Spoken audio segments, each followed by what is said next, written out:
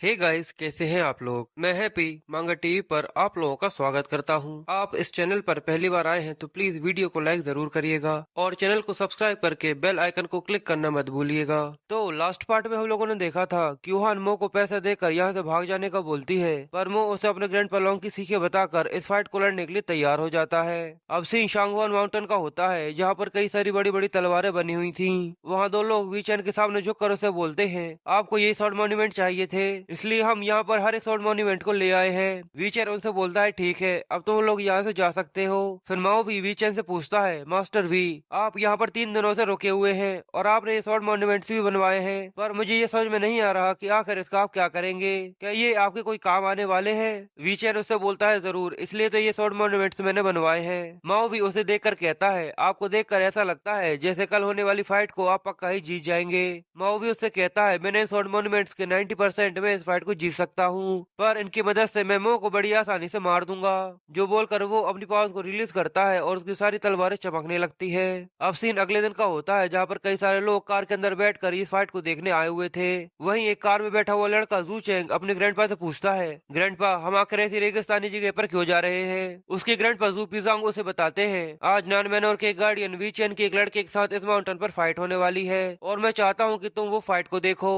अपने ग्रैंडपा की ये बात सुनकर जू चेंग उनसे कुछ नहीं कहता और फिर हमें माउंटेन के ऊपर वीचेंग को बैठा हुआ दिखाते हैं और दाओकी माओवी से पूछता है, आखिर ये यहाँ पर कब से बैठे हुए हैं? माओवी उसे बताता है, जब से उन्होंने अपनी शॉर्ट फॉर्मेशन को तैयार किया है उसके बाद से ही वो यहाँ पर बैठकर इस तरीके से मेडिटेट कर रहे हैं। तभी याओजू आगे बढ़कर उससे बोलता है, आखिर उन्हें मेडिटेट करने की क्या जरूरत है, वो ऐसे भी मो को मार सकते हैं। पर दाओकी उसे शांत करते हुए समझाता है और कहता है, वीचेन ने मो को मारने के लिए अपनी शॉर्ट फॉर्मेशन को बना लिया है, पर अगर नॉन मैनोर के गार्डियन चाहे तो यहाँ पर उनके अलावा भी कई सारे लोग मारे जा सकते हैं, इसलिए प्लीज तुम शांत रहो। और वहीं दूसरी तरफ सभी लोग मो को लेकर उसके लिए बहुत ज्यादा टेंशन ले रहे होते हैं, क्योंकि वो लोग ये बात अच्छे से जानते थे कि लॉक्शी सिटी में सभी लोगों की फैमिलीज का फ्यूचर इसी फाइट पर तय है। पर यिनरिन को अपने टीचर पर भरोसा होता है और वो कहती है, टीचर आप अपना बेस्ट देना। और वहीं वीचेन की मेडिटेशन टूट जाती है और उसे ये एहसास हो जाता है कि मो यहाँ पर आ गया है। मो अपनी कार से उतरते हुए बाहर आ जाता है और उसने एक वॉरियर की तरह कपड़े पहने हुए थे। माओ भी मो को देखकर हंसते हुए उससे कहता है, तुम में तो सच में हिम्मत है, तुम यहाँ पर आ गए, पर बाद में मैं तुम्हें लात मारकर लॉक्शी सिटी से बाहर निकाल दूंगा। याओजू भी गुस्से में चिल्लाते हुए कहता है, तुम तो इसे अभी लात मारकर यहाँ से निकाल दो, पर मुझे ऐसा नहीं लगता कि तुम्हें इस चीज के लिए मौका मिलेगा, क्योंकि मास्टर वीचैन इसे यहीं पर मारकर जमीन में गाड़ देंगे। और बाकी लोग भी इसी तरीके से मो को ताना देते हुए उसको कई सारी बातें करते हैं और कहते हैं कि तुमको तो यहीं पर मर जाना चाहिए, तुम तो जल्दी से मर जाओ। पर मो उन लोगों की बात मानकर यहाँ पर अपने कदम को नहीं रोकने वाला था और वो पूरी तरह से उन लोगों की बातों को इग्नोर करते हुए आगे बढ़ता रहता है, क्योंकि असल में उन लोगों की ऐसी बातों से उसको जरा सा भी फर्क नहीं पड़ रहा था। पर यूनियन ये बात सुनकर बाइजोंग पर गुस्सा करते हुए कहती है, मुझे एक रीजन चाहिए कि ये लोग इस तरीके से मेरे टीचर से इस तरीके की बातें कैसे कर सकते हैं। बाइजोंग उसे शांत करते हुए कहता है, मो ने पहले ही कहा था कि हमें यहाँ पर नहीं आना चाहिए, इसलिए अब तुम जल्दी से शांत हो जाओ। और तभी उन तानों के बीच में से एक मासूम सी आवाज आती है, ब्रदर मो, मैं आपका साथ दूंगी। मो ये आवाज सुनकर तुरंत पलटकर देखता है और सोचता है, ये तो वही लड़की है जिसे मैंने एक बार क्योर किया था। वो लड़की एक मासूम सी स्माइल देते हुए यहाँ पर मो का सपोर्ट करने के लिए आ गई थी। पर माओ भी इस बात पर भी मो का मजाक उड़ाते हुए कहता है, देखो अभी भी कोई उसके साथ खड़ा हुआ है। फिर वो उस लड़की से कहता है, लड़की जल्दी से यहाँ से जाकर अपने माँ के पल्लू में छुप जाओ, क्योंकि ये जगह बहुत ही ज्यादा खतरनाक है। उन लोगों की ऐसी बातें सुनकर वो लड़की अपने मन में सोचती है, ना जाने क्यों अंकल्स और एल्डर्स इनसे इतनी ज्यादा नफरत करते हैं, पर मुझे ये पता है कि ब्रदर मो बहुत ही अच्छे इंसान है। फिर वो लड़की पलट कर उन लोगों से कहती है, ब्रदर मो कोई भी बुरा इंसान नहीं है, ये तो वही है जिनने हम लोगों के लिए वो पिल बनाकर हम लोगों की जान बचाई थी और सब लोगों के चेहरे ठीक किए थे। ये बात सुनते ही सभी बड़े बड़े लोगों की नजरें झुक जाती हैं और वो एक छोटी सी बच्ची से नजर नहीं मिला पाते। और वो लड़की आगे कहती है, इन्होंने हमारे लिए योशी सिटी के पिल रिफाइनिंग कॉन्टेस्ट को जीता था, जिससे हम लोगों को सप्लाईज मिल सके। ब्रदर मो तो हमारी लॉन्गशी सिटी के हीरो है। उसकी ऐसी बात सुनकर सभी लोगों के चेहरे पर शर्म आ जाती है और वो लोग कहते हैं, ये लड़की ठीक कह रही है। और कई सारे लोग कहते हैं, इनकी बनाई हुई पिल से ही हमारा चेहरा ठीक हुआ था। पर माओवी को इस बात पर बहुत ज्यादा गुस्सा आता है और वो उस लड़की के पास जाकर उसके सिर पर हाथ रखते हुए कहता है तुम्हारा शुक्रिया, क्या तुम मेरे साथ ऊपर चलकर इस लड़ाई को लड़ना चाहोगी। और ये देख कर माओ भी गुस्से में कहता है आखिर ये लड़का कितना ज्यादा एरोगेंट है, ऐसे समय पर भी ये देखो किस तरीके से हंस रहा है। उसकी ऐसी बातें सुनकर डरते हुए सभी लोग उसकी हाँ में हाँ मिलाते हुए कहते हैं तुम सही कह रहे हो, मो को इस टाइम तो सही में मर जाना चाहिए। और दूसरे लोग भी इसी तरीके की फिर से बातें करने लगते हैं। और फिर एक लड़का कहता है अगर ये यहाँ पर मर जाता है तो लोंगशी सिटी का कोई ना कोई हिस्सा तो हमारा जरूर होगा, जिसे हम हमारा घर कह सकते हैं। और वहीं क्यू हन क्यूचू से पूछती है क्या ग्रैंडपा नान मेजोर को नहीं रोक सकते। क्विंचू से बताता है कि तुम्हारे ग्रैंडपा ने कहा है कि वो इतने ज्यादा क्वालिफाइड नहीं है कि वो इन्हें रोक सके। तो इस चीज से तुम ये समझ सकती हो कि नान मैनोर आखिर कितनी ज्यादा बड़ी और स्ट्रॉन्ग फैमिली है। और वहीं वो इतनी बड़ी बड़ी तलवारों को देखकर सोचता है ऐसा क्यों लग रहा है कि जैसे मैंने ये सब पहले से ही देखा हुआ है। फिर वो वहाँ ऊपर उस लड़की को अपने साथ लेकर चला जाता है जहाँ पर वी चैन उसका वेट कर रहा था। फिर वी चैन उससे बोलता है तुमने नान मैनोर के मास्टर के लड़के को मारकर उन्हें गुस्सा दिला दिया और उसके बाद भी तुम इस तरीके से खड़े हुए हो जैसे कुछ भी हुआ ही ना हो, तुम तो सच में माफी के लायक तक नहीं हो। पर फिर भी मैं तुम्हें एक ऑप्शन देता हूँ, अगर तुम अपने आप को मार डालो तो शायद तुम्हें एक आसान मौत मिले। पर मो कहता है अगर मैं ऐसा ना करूं तो तुम क्या कर लोगे। वी चैन अपनी पावर को रिलीज करते हुए कहता है तो आज का दिन इस माउंटेन पर तुम्हारी मौत का दिन होगा। जो बोलते हुए वो अपनी पावर से बॉडी को एनहेंस करते हुए अपनी बॉडी को मस्कुलर कर लेता है। मो उस लड़की को पीछे खड़ा करते हुए कहता है तुम यहीं पर खड़ी रहना, मैं थोड़ी देर में आता हूँ जिसके बाद तुम्हें अच्छे अच्छे कूल मूव सिखाऊंगा। ये देखकर माओवी को मुंह पर और ज्यादा गुस्सा आता है और वो उससे कहता है मुझे इग्नोर करना बंद करो। जो बोलकर वो आंख झपकने की स्पीड से मुंह पर अटैक कर देता है, जिसे जैसे तैसे कर मुंह रोक लेता है और सोचता है इसकी स्पीड तो बहुत ही ज्यादा खतरनाक है। अब उन दोनों में बहुत ही ज्यादा खतरनाक और इंटेंस फाइट स्टार्ट हो जाती है जहाँ पर धम धम कर बहुत ज्यादा आवाजें आती है और किसी को भी ये दिखाई नहीं देता कि आखिर वो कहाँ पर है। और नीचे से खड़े होकर सभी लोग ये देखकर बहुत ज्यादा हैरान होते हैं और माओ भी अपने मन में सोचता है ये लोग तो सच में बहुत ही ज्यादा फास्ट है, मुझे तो इनकी शेडोज भी सही से दिखाई नहीं दे रही। और उनकी स्पीड की वजह से वहाँ पर पूरे में धुआं धुआं हो जाता है और वो अपने आसपास देखता है क्योंकि वी चैन उस धूल में कहीं गायब हो गया था। तभी मो के पीछे से एक पंच आता है और वी चैन उससे कहता है क्या मो तुम्हें मेरा हाथ फील हो रहा है, अब कई सारी ब्लेसिंग्स तुम पर बरसने वाली है। तभी उसका पंच मो के सिर से जाकर लगता है और एक जोरदार ब्लास्ट के साथ हड्डियां टूटने की आवाज आती है। सब लोग ये आवाज सुनकर एक पल के लिए सहम जाते हैं, पर याओसू आगे बढ़कर बोलता है क्या तुम लोगों ने ये हड्डियां टूटने की आवाज सुनी, मुझे तो ऐसा लगता है मो के सिर के चीथड़े चीथड़े उड़ गए होंगे। दाओकी भी बोलता है तुमने सही कहा, वैसे भी मास्टर वी चैन को मो को हराने के लिए केवल 1 या 2 मूव्स ही चाहिए थे। पर इस चीज से बाईजोंग तो शौक में चला जाता है और यूनियन रोते हुए अपने टीचर को आवाज देती है। और क्यूहन को भी ऐसा लगता है कि अब मो सच में मर चुका है। पर जैसे ही धुआं छटता है तो सभी लोग ये देखकर बहुत ज्यादा हैरान हो जाते हैं क्योंकि असल में मो को नहीं मास्टर वी चैन को चोट लगी थी, उनकी पंच से खून आ रहा था और वो तीनों एक साथ चिल्लाते हुए कहते हैं आखिर मो का स्कल कितना ज्यादा हार्ड है। और मो भी मास्टर वी चैन से माफी मांगते हुए कहता है प्लीज मुझे माफ कर देना, मैं लेजेंडरी आयरन हेड हूँ। जो सुनकर वी चैन गुस्से में अपनी पावर से सोर्ड फॉर्मेशन को एक्टिवेट कर देता है और मो को उसमें फंसाने की कोशिश करता है और साथ ही मो से कहता है सच में तुम्हारे पास कुछ एबिलिटीज तो है, पर आज तुम अपने मौत के मुंह में आ गए हो इसलिए तुम यहाँ से बचकर नहीं जाने वाले। वो भी ये फॉर्मेशन को देखकर थोड़ा सा हैरान हो जाता है क्योंकि वो दोनों इस फॉर्मेशन के अंदर थे और इस फॉर्मेशन का नाम सोर्ड बेंटिंग ग्रेट फॉर्मेशन था। पर ये फॉर्मेशन अपने आसपास के लोगों पर भी इफेक्ट कर रही थी जिस वजह से उन लोगों को भी बहुत ज्यादा दिक्कत हो रही थी। पर किसी को भी ये देखकर जरा सा ही फर्क नहीं पड़ता और हुटिया जाओ तो कहता है मास्टर सच में आप तो बहुत ही ज्यादा कमाल के हैं। पर ये देखकर जाओ और उन लोगों को बहुत ज्यादा दिक्कत होती है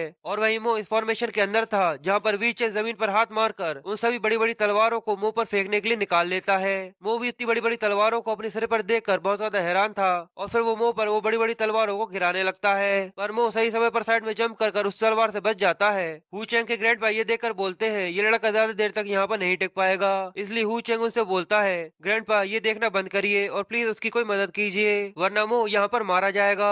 उसके ग्रैंड पा भी ये सोचते हैं मास्टर वी चैन 3 दिनों से इस फॉर्मेशन को बनाने में लगे हुए थे, मुझे नहीं लगता कि मो यहाँ पर ज्यादा देर तक टिक सकता है। वही वी चैन मो पर अपनी तलवारों से कई सारे वार करता है पर मो हर बार उससे बच जाता है और तभी वो एक तलवार मुंह पर फेंकता है पर वो गलती से उस लड़की की तरफ जाने लगती है। ये देखकर मो जल्दी से उस लड़की के सामने आ जाता है और उस तलवार को अपने एक ही हाथ से रोक देता है, जो देखकर वी चैन के भी मुंह खुला का खुला रह जाता है और सभी लोग ये देखकर बहुत ज्यादा हैरान हो जाते हैं। जिसके साथ ये पार्ट यहीं पर हे गाइस कैसे हैं आप लोग, मैं हैप्पी मांगा टीवी पर आप लोगों का स्वागत करता हूं। आप इस चैनल पर पहली बार आए हैं तो प्लीज वीडियो को लाइक जरूर करिएगा और चैनल को सब्सक्राइब करके बेल आइकन को क्लिक करना मत भूलिएगा। तो लास्ट पार्ट में हम लोगों ने देखा था कि मो और वीचेन के बीच में एक बहुत ही ज्यादा खतरनाक और इंटेंस फाइट चल रही थी, जहां वीचेन अपने सोर्ड वेंडर ग्रेट फॉर्मेशन की मदद से मो पर कई सारे सोर्ड मॉन्यूमेंट से हमला करता है, पर वहीं एक तलवार गलती से छोटी सी लड़की की तरफ जाने लगती है। ये देखकर मो जल्दी से उस लड़की के सामने आकर उस तलवार को अपने एक ही हाथ से रोक लेता है। सभी ये देखकर बहुत ज्यादा दंग हो जाते हैं और मो को एक मॉन्स्टर कहने लगते हैं। और फिर मो वीचेन से कहता है, मुझे याद आ गया, ये शॉर्ट फॉर्मेशन 18 बड़ी बड़ी तलवारों से एक दूसरे को मारने के लिए बनाई गई थी। ये बिल्कुल एक चेस के गेम की तरह है। ये बोलकर मो वीचेन की ही तलवार वीचेन के ऊपर फेंकने लगता है, जिससे वो बहुत ज्यादा डर जाता है और साइड में जंप कर इससे बचने की कोशिश करता है। पर मो अब उसे छोड़ने वाला नहीं था, इसलिए वो एक एक कर उस पे कई सारी तलवारों से वार करता है, जो देखकर सभी लोगों की आंखें फटी की फटी रह जाती हैं। और वही माओवी, याओजू और डाउंकी वो तीनों ही एक साथ चिल्लाकर कहते हैं, क्या इन्होंने ऐसा नहीं कहा था कि ये इस फाइट को पक्का जीत जाएंगे। पर अब यिनरेड और उसके बाकी लोग इस चीज को देखकर पूरी तरह से टेंशन फ्री हो जाते हैं। और फिर वीचेन एक कोने पे जाकर रुककर मो को भी रोकने का कहता है और फिर उससे हैरानी के साथ पूछता है कि तुम्हें इस फॉर्मेशन के सॉल्यूशन मेथड के बारे में कैसे पता। मो भी इतनी बड़ी भारी तलवारें उठाकर उसका पीछा करते हुए थक गया था, इसलिए वो उसे आराम से बताता है, मेरे ग्रैंडपा ने मुझे इसके बारे में कई बार बताया था कि उन्होंने एक खराब सी शॉर्ट फॉर्मेशन बनाई थी, जिसके अंदर कई सारी वीकनेसेस होने की वजह से उनने इस फॉर्मेशन को बाउल ऑफ नूडल्स के लिए बेच दिया था। नूडल की बाउल का सुनकर वीचेन को वो दिन याद आता है और वो अपने मन में सोचता है, क्या वो इमॉर्टल मास्टर जैसे एक बाउल नूडल देकर मैंने ये फॉर्मेशन ली थी, क्या वो मास्टर मो के ग्रैंडपा थे। ये सोचते ही उसके पैर कपकपाने लगते हैं और वो मो के सामने घुटनों के बल बैठकर मो से माफी मांगते हुए कहता है, ये जूनियर वीचेन आपसे अपनी गलती की माफी मांगता है और उम्मीद करता है कि आप इसे माफ कर देंगे। सभी वीचेन को मो के पैरों में देखकर बहुत ज्यादा हैरान हो जाते हैं और माओवी के पैरों के नीचे की तो जमीन हिल जाती है और वो अपने मन में सोचता है, अगर मास्टर वीचेन मो के सामने घुटनों पर है तो मेरी माओ फैमिली तो पूरी तरह से तबाह होने वाली है।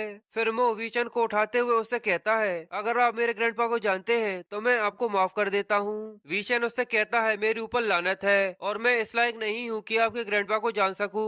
और उसी समय मो अपने मन में सोच रहा था कि मैं मास्टर वीचेन को मारकर सब लोगों को एक वार्निंग देना चाहता था, पर ये मेरे ग्रैंडपा को जानते हैं, इसलिए अब मैं इनका कुछ भी नहीं करूंगा। फिर वो तीनों माउंटेन से नीचे आ जाते हैं, जहाँ पर वो लड़की मो से कहती है, आप सच में बहुत ही ज्यादा कमाल के हैं, मैं बड़ी होकर आपकी तरह ही एक महान इंसान बनूंगी। और वही वीचेन मो से उसके ग्रैंडपा के बारे में पूछता है, जो सुनकर वो उसको गुस्से की नजरों से देखते हुए उससे कहता है, मेरे ग्रैंडपा बिना किसी डायरेक्शन के ट्रेवल करते हैं, इसलिए प्लीज उनके बारे में मुझसे पूछना बंद करो। वीचेन अपना सिर खुजाते हुए उससे कहता है, ठीक है, अब मैं इसके बारे में याद रखूंगा।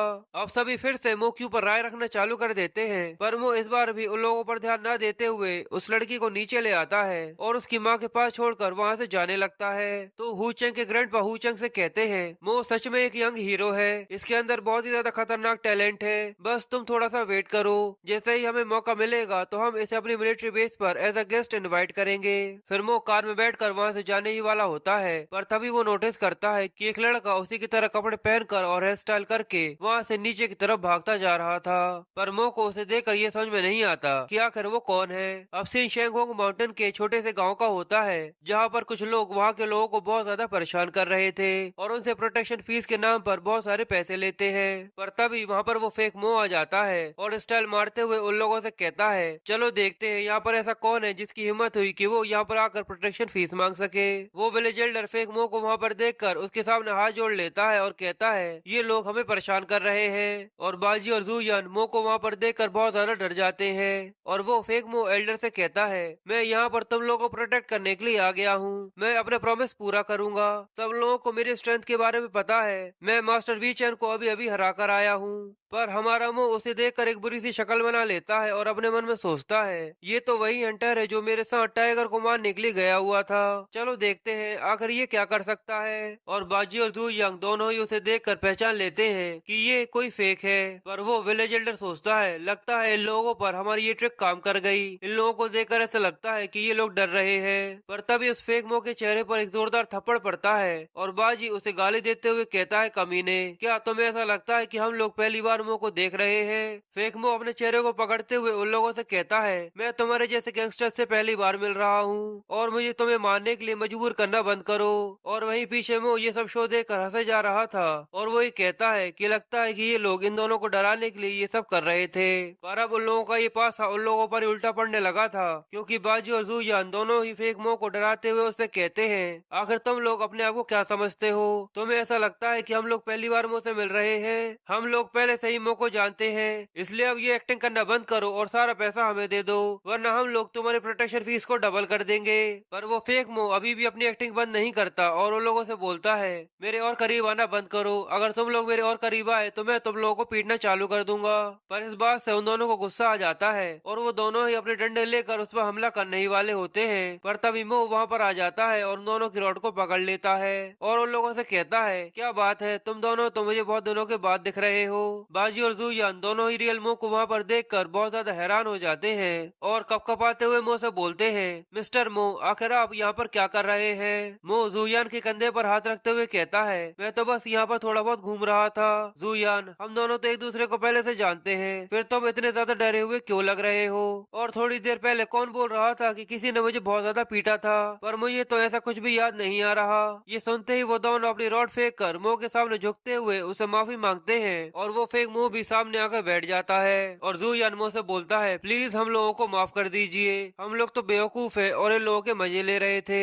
और बाजी भी उससे कहता है, भले ही हम लोग कितने ही ज्यादा बहादुर क्यों ना हो, पर हम लोग आपसे पंगा लेने के बारे में सोच भी नहीं सकते। असल में उन लोगों ने यहाँ पर ज्यादा कुछ नहीं किया था, इसलिए वो उन लोगों को यहाँ पर माफ कर कर उन्हें गाँव के लोगों को परेशान करने से मना करता है और एक अच्छी सी जॉब ढूंढ कर एक अच्छे इंसान की तरह जिंदगी जीने की बोलता है, जिसके लिए वो दोनों ही राजी हो जाते हैं। और फिर वो फेक मो भी अपनी विग निकाल कर मो का शुक्रिया करता है और वो विलेज एल्डर भी मो का शुक्रिया करते हुए कहता है, आपके आज के एक्शन की वजह से हम लोग बाल बाल बच गए, आपका बहुत बहुत शुक्रिया।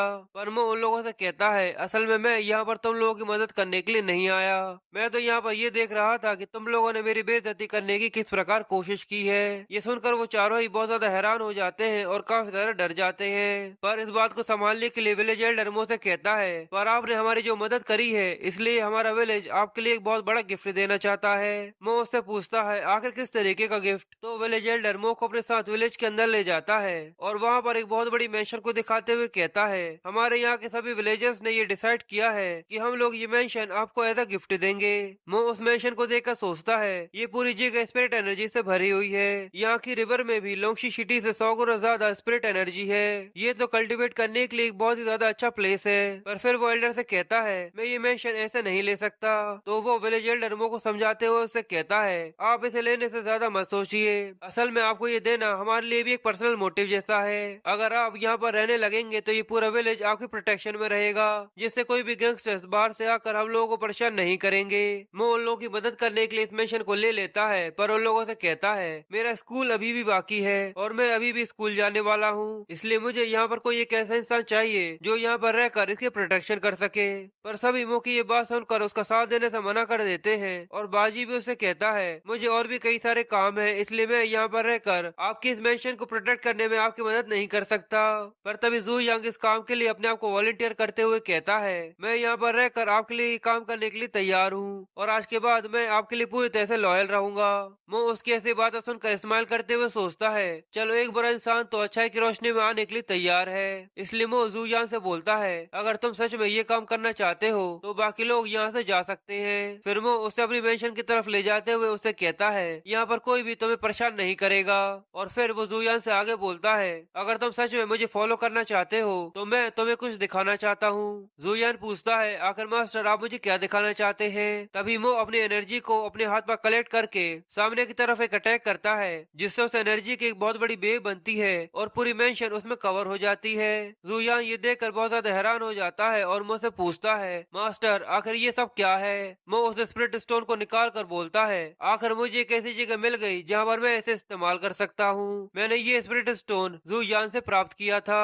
जो बोलकर मो उस स्पिरिट स्टोन को वहाँ के पानी में फेंक देता है, जिससे वो पानी आसमान में उड़ने लगता है। और जू यांग मो से फिर से पूछता है, आखिर मास्टर ये सब क्या है? और मो उसे बताता है कि स्पिरिट स्प्रिंग ग्रेट फॉर्मेशन है। जू यांग ये देखकर बोलता है, मैंने ऐसा कभी नहीं सोचा था कि मेरे जो मास्टर होंगे वो इस तरीके का कोई भी चमत्कार कर सकते हैं। ये सोचकर वो मो के सामने अपने हाथ जोड़ लेता है और बैठकर उससे कहता है, अगर आपने मुझे चूज करा है तो ये एक मेरे लिए बहुत बड़ी गर्व की बात है। आज से और अभी से मैं आपके लिए हमेशा लॉयल रहूंगा और कभी भी अपने मास्टर को विट्रे करने के बारे में नहीं सोचूंगा।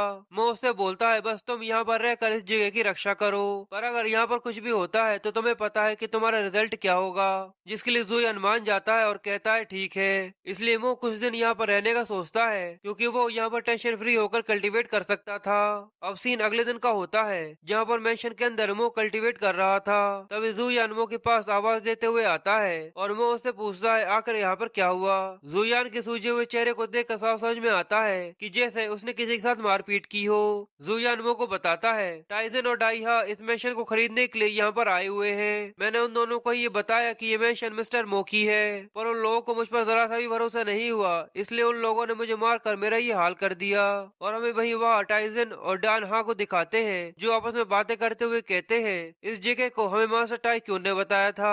यहाँ से पास ही में समुद्र का सीन भी दिखता है और ये यहाँ की टॉप प्लेस में आती है, पर मुझे यहाँ की स्टाइल ज्यादा पसंद नहीं आई, इसलिए मैं इसे चेंज करूंगा और इसे भी चेंज करूंगा।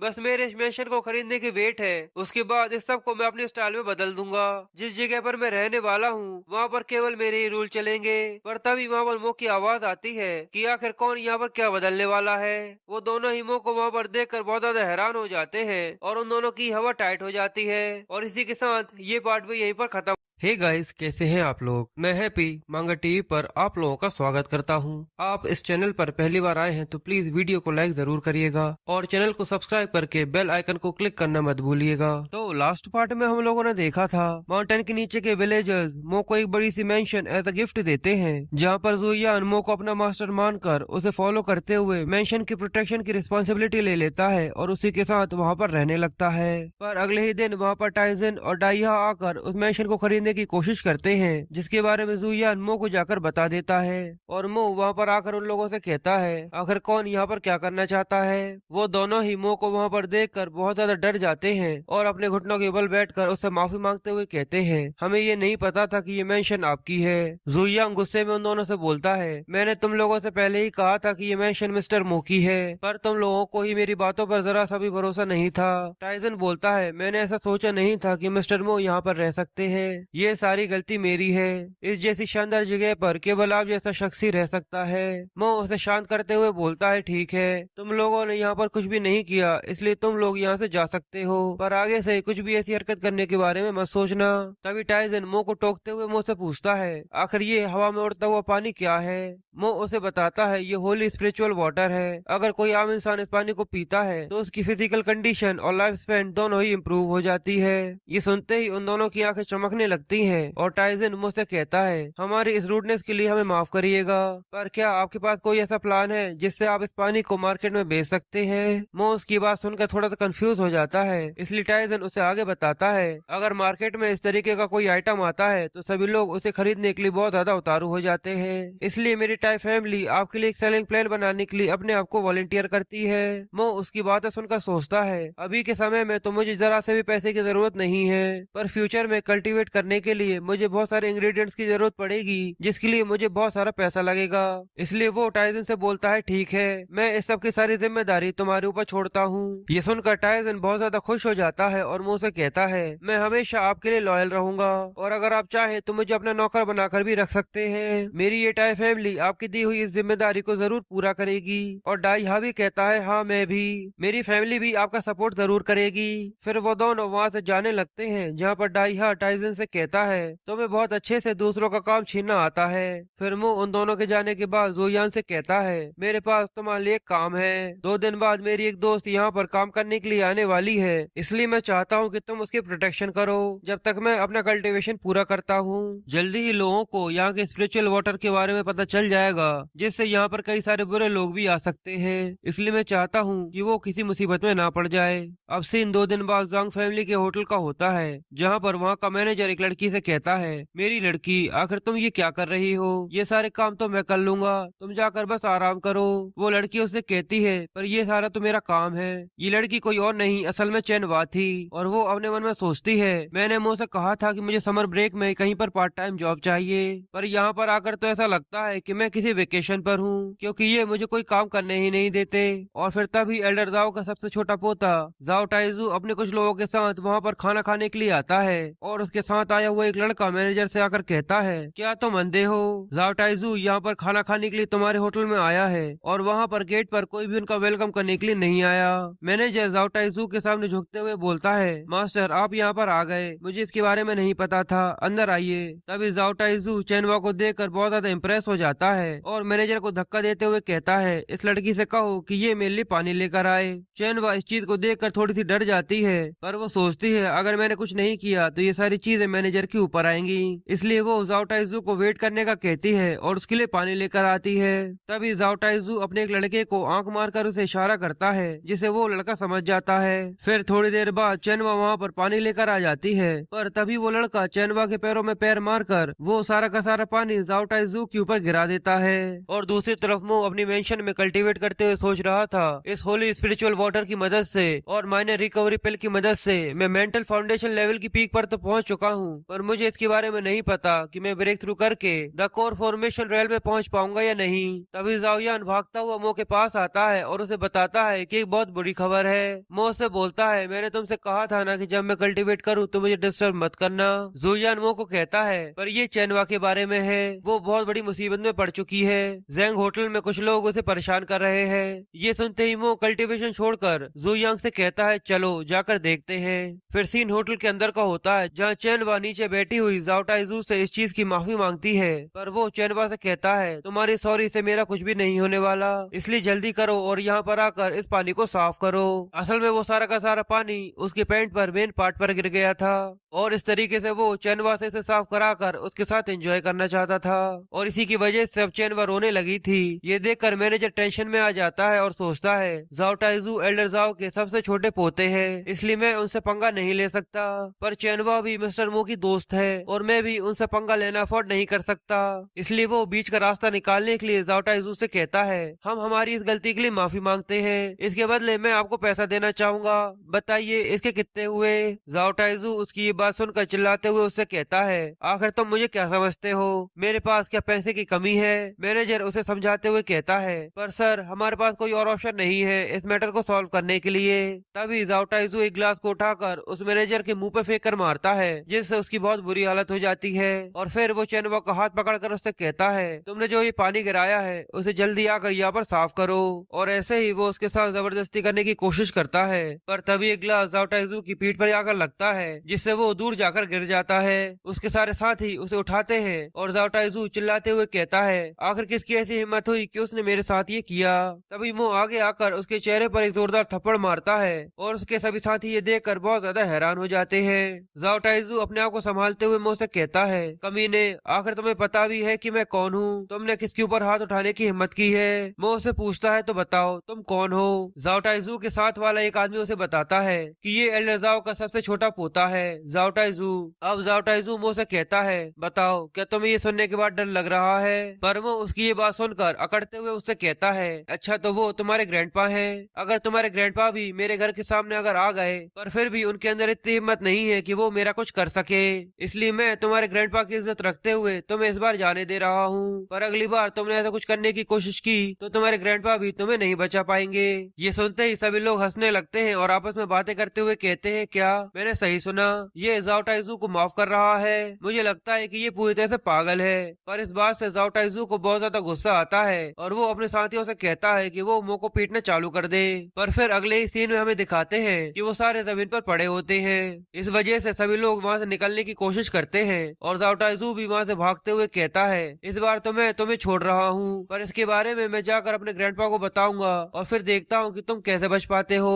जो बोलते हुए वो सभी यहाँ से निकल जाते हैं और मो चैनवा के पास आकर उससे कहता है, क्या तुम ठीक हो। चैनवा उसका शुक्रिया करती है तो मो उससे पूछता है, अगर तुम मुसीबत में थी तो तुमने मुझे क्यों नहीं बुलाया। चैनवा उसे बताती है कि मैं नहीं चाहती थी कि मैं तुम्हें किसी परेशानी में डालूं। मो चैनवा के कंधे पर हाथ रखते हुए उसे समझाकर कहता है, अगर तुम किसी भी तरीके की मुसीबत में पड़ जाती हो तो तुम्हें उससे बाहर निकालना मुझे किसी भी बड़े काम से ज्यादा जरूरी है। ये सुनकर चैनवा को ऐसा लगता है जैसे वो उससे लव कन्फेस कर रहा है, पर अब उसे इस चीज से ये समझ में नहीं आता कि वो आखिर इसका क्या जवाब दे। फिर चैनवा उससे कुछ बोलने ही वाली होती है, तभी वो अजीब सा मुंह बनाते हुए उससे कहता है, अगर तुम यहाँ पर किसी भी मुसीबत में पड़ गई तो सारी जिम्मेदारी मेरे ऊपर आ जाएगी, क्योंकि मैं ही तुम्हें यहाँ पर लेकर आया हूँ और इसीलिए मैं बार बार तुम्हें नहीं बचा सकता। ये सुनते ही चैनवा गुस्सा हो जाती है और मो एक चैन की सांस लेता है। पर जाओयुन ये देखकर अपने मन में कहता है, मेरे मास्टर आप अकेले रहते हैं क्योंकि आपके अंदर ये स्किल्स है कि आप किसी को भी अपने आसपास नहीं आने देते। अब सीन एल्डर जाओ के ऑफिस का रहता है, जहाँ पर एल्डर जाओ के पास टाइजन का एक लेटर आया था जिसमें वो उन्हें अपनी पार्टी में इनवाइट करता है। पर वो लेटर टाइजन का होने की वजह से वो उसे साइड में डाल देते हैं। पर तभी जाओ टाइजू रोते हुए वहाँ पर आ जाता है। उनके ऑफिस में आ जाता है। तो एल्डर जाओ उससे पूछते हैं, आखिर तुम्हारा ये हाल किसने कर दिया। जाओ टाइजू उन्हें बताता है, आपको मेरे लिए उससे बदला लेना होगा। जेंग विलेज में एक लड़के ने मुझे बहुत पीटा और उसने कहा कि अगर आप भी उसके सामने जाओगे तो भी आप उसका कुछ नहीं कर सकते। ये सुनते ही एल्डर जाओ को बहुत ज्यादा गुस्सा आ जाता है और वो अपने मन में सोचते हैं, अब यही सही टाइम है टाइजन की पार्टी में जाने का। मैं भी ये देखना चाहता हूँ कि उस छोटे से गाँव में आखिर क्या खास है। और इसी के साथ ये पार्ट यही। हे गाइस, मेरा नाम हैप्पी है और मैं मांगा टीवी पर आप लोगों का स्वागत करता हूँ। गाइस, अगर आप लोग मेरे चैनल पर पहली बार आए हैं तो प्लीज चैनल को सब्सक्राइब करना मत भूलिएगा। और अगर आपको वीडियो पसंद आती है तो प्लीज वीडियो को लाइक करके कमेंट बॉक्स में कमेंट करके जरूर बताइएगा कि आपको वीडियो का कौन सा पार्ट सबसे ज्यादा पसंद आया। तो लास्ट पार्ट में हम लोगों ने देखा था मो जाओ टाइजू को चैनवा को छेड़ने की वजह से बहुत अच्छे से पीटता है, जिसके बाद जाओ टाइजू अपने साथियों को लेकर वहाँ से चला जाता है और मो को धमकी देता है, मैं अपने ग्रैंडपा को लेकर वापस जरूर आऊंगा। फिर वो वहाँ से भागकर एल्डर जू के पास आ जाता है और उसे सारी बात बताता है। ये सुनकर एल्डर जू को बहुत ज्यादा गुस्सा आता है और वो कहते हैं, चलो टाइजन की पार्टी में चलने का समय आ गया। अब सीन मो की मैंशन के बाहर का होता है, जहाँ पर सिक्योरिटी लगी हुई थी और इस पार्टी को अटेंड करने के लिए बहुत सारे बड़े बड़े लोग यहाँ पर आ रहे थे, जहाँ पर क्यूआंग भी अपने सभी साथियों को लेकर वहाँ पर आ गया था। और वो अपने सभी दोस्तों को बताता है, मैंने ग्रैंडपा से बहुत ज्यादा जिद की कि वो भी मुझे अपने साथ ले चले, इसलिए तुम लोग मेरे आसपास ही रहना।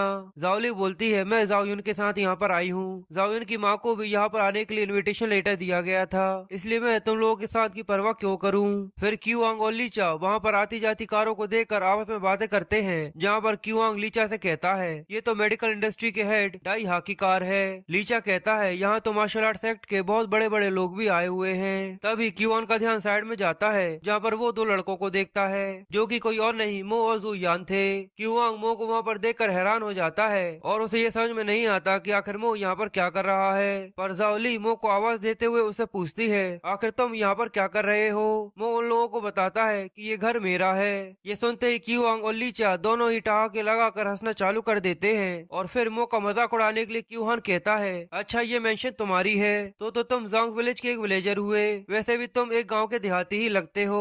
ये सुनते ही जुयांग को बहुत ज्यादा गुस्सा आता है और वो अपने पंच को रेडी कर कहता है, क्या तुम लोग अंधे हो चुके हो, अगर तुमने यहाँ पर देहाती किससे बोला। पर मो उसे रोकने का इशारा करता है, जिससे उन दोनों को और भी ज्यादा मौका मिल जाता है और वो दोनों मो का और मजाक उड़ाने लगते हैं। जहाँ पर लीचा कहता है, क्या ये वही गैंगस्टर है जो शेंग यांग के पीछे पीछे हर जगह पर घूमा करता था। क्यूआंग कहता है, हाँ लगता तो वही है, अब लगता है कि ये मो का चमचा बन चुका है। जाओयुन भी जुयांग को देखकर सोचती है, आखिर ये इस तरीके से कपकपा क्यों रहा है, ये तो पहले एक गैंगस्टर हुआ करता था। जुयांग गुस्से में चिल्लाते हुए उन दोनों से कहता है, ये घर मेरे मास्टर मो का है, अगर तुम लोगों ने आगे कुछ कहा तो मैं तुम दोनों को यहाँ से उठाकर बाहर फेंक दूंगा।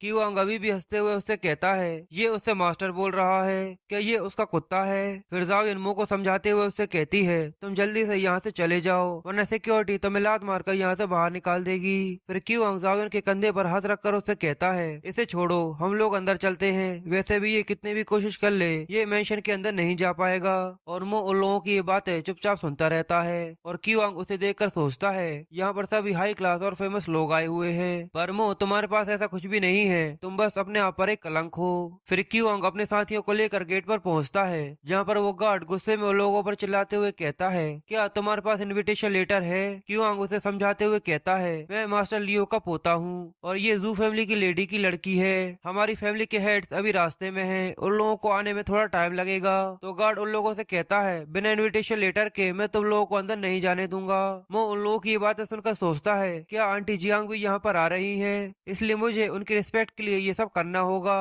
फिर वो उन लोगों के पास जाकर कहता है, मैं तुम्हारी यहाँ पर मदद कर सकता हूँ। ये सुनकर क्यूआंग और लीचा मुंह पर बरस पड़ते हैं और कहते हैं, अब ऐसा दिखाना बंद करो कि ये घर तुम्हारा है। जुयांग उन पर चिल्लाने लगता है, पर मुंह उसे शांत करते हुए कहता है, इन लोगों को कुछ भी समझाने की जरूरत नहीं है। फिर थोड़ी ही देर बाद मास्टर लियो और आंटी जियांग वहाँ पर पहुँच जाती हैं, जिन्हें वहाँ पर आता हुआ देखकर क्यूआन और जाओयुन दोनों ही बहुत ज्यादा खुश हो जाते हैं। पर जैसे ही जियांग मो को वहाँ पर देखती है, वो दोनों सबसे पहले मो के पास जाते हैं, जहाँ पर जियांग मो से कहती कहती है, मैं तुम्हें बहुत दिनों के बाद देख रही हूँ, क्या तुम ठीक हो? मो उससे कहता है, आपकी दया के लिए शुक्रिया, पर मैं हमेशा की तरह ठीक हूँ। एल्डर लू भी मो को देखकर कहते हैं, मिस्टर मो, क्या आप भी यहाँ पर आए हैं? फिर वो सभी अपने इनविटेशन लेटर लेकर गार्ड के पास जाते हैं, जहाँ पर क्यूआंग गार्ड से कहता है, क्या अब हम लोग अंदर जा सकते हैं? पर वो गार्ड इनविटेशन लेटर को देखकर कहता है, आपका ये इनविटेशन लेटर नॉर्मल लेटर है, इसलिए आप लोग बाहर के रूम में रुकेंगे। आप लोगों को मीटिंग रूम में जाने की इजाजत नहीं है, और इस लेटर के साथ केवल एक इंसान ही अंदर जा सकता है। आप अपने साथ आपका कोई दोस्त या रिश्तेदार लेकर अंदर नहीं जा सकते। ये सुनते ही सभी लोग बहुत ज्यादा हैरान हो जाते हैं, पर वो आंटी जियांग से कहता है, आपको चिंता करने की जरूरत नहीं है, मैं आपको अंदर अपने साथ लेकर जाऊंगा। जियांग उसकी ऐसी बातें सुनकर सोचती है, ये लड़का पूरी तरह से पागल है, ये पार्टी टाइजिंग की है, तो आखिर ये हमें इतनी आसानी से अंदर लेकर कैसे जा सकता है? मो गार्ड के पास जाकर उससे कहता है, इन सबको अंदर आने दो, ये सभी मेरे साथ हैं। पर वो गार्ड भी मो को नहीं जानता था, इसलिए वो मुंह पर चिल्लाते हुए कहता है, अब आखिर तुम कौन हो जो इन लोगों को अंदर लेकर जा रहे हो? पर ये देखकर क्यूआंग और लीचा दोनों को एक फिर से मौका मिल जाता है, और फिर वो दोनों ही मुंह पर हंसते हुए फिर से ताने लगाने लगते हैं। मो, सच में तुम्हारा ये मजाक हद से ज्यादा बढ़ता जा रहा है। जहाँ पर लीचा कहता है, तुम तो सच में बहुत ही ज्यादा बेशर्म हो। फिर उन लोगों की ये आवाज सुनकर वहाँ पर टाइजन आ जाता है और उन लोगों से कहता है, आखिर ये किस तरीके का शोर है? सभी गार्ड्स उसे आता हुआ देखकर अपना सिर झुका लेते हैं, और वो वहाँ पर आकर उन लोगों से कहता है, आखिर यहाँ पर किस तरीके का शोर हो रहा है? लीचा को ये देखकर ऐसा लगता है टाइजन मो के इस मजाक की वजह से बहुत ज्यादा गुस्से में आ गया है, इसलिए मैं केवल अब ये देखना चाहता हूँ कि तुम आखिर इसे कैसे संभालोगे। पर जैसे ही टाइजन मो को वहाँ पर देखता है, वो अपना सिर झुकाते हुए मो से माफी मांगता है और कहता है, मुझे माफ कर दीजिए, मैं लेट हो गया। वो दोनों ही ये देखकर बहुत ज्यादा हैरान हो जाते हैं कि लोंगशी सिटी का माफिया किंग मो के सामने आकर इस तरीके से कैसे झुक सकता है। वो गार्ड भी ये देखकर कपकपाते हुए टाइजिंग से कुछ पूछने की कोशिश करता है, पर तभी टाइजिंग उसके चेहरे पर एक जोरदार थप्पड़ मारता है और उससे कहता है, अपनी आंखें खोल कर देखो, ये इस मेंशन के मालिक मिस्टर मो हैं, और तुम्हें यही नहीं पता आखिर तुम अपनी ड्यूटी किस तरीके से करोगे? मैं तुम्हें अभी और इसी वक्त इस जॉब से निकालता हूँ, यहाँ से दफा हो जाओ। अब ये सब सीन देखकर उन लोगों को ये बात अच्छे से समझ में आ जाती है कि मो सच कह रहा था कि ये पूरा का पूरा मेंशन असल में उसी का है। इसलिए जाओली जाओयन का साथ छोड़कर जल्दी से मो के पास आ जाती है और उसका हाथ पकड़कर कहती है, तुम तो सच में बहुत ही ज्यादा कमाल के हो, ये घर सच में तुम्हारा है? मो से कहता है, हाँ चलो अंदर चलते हैं। और जियांग को तो ये सब देखकर उसकी आंखों में आंसू आ जाते हैं, और वो अपने मन में कहती है, जाओ यूई, क्या तुम ये सब देख सकती हो? तुम्हारा लड़का सच में बहुत ज्यादा फेमस बन चुका है, अब मो अपनी लाइफ के पूरे मैटर्स खुद से ही हैंडल कर सकता है। अब हमें पार्टी का सीन दिखाया जाता है, जहाँ पर बाइजोंग मो को और वाइन देने के कहता है, पर मो उसे बताता है कि मैं इतनी ज्यादा नहीं पी सकता, इसलिए मैं साइड वाले रूम में जाकर आराम करने वाला हूँ। वो लोग उससे कहते हैं, ठीक है, तुम साइड वाले रूम में जाकर आराम करो, कोई भी तुम्हें परेशान नहीं करेगा।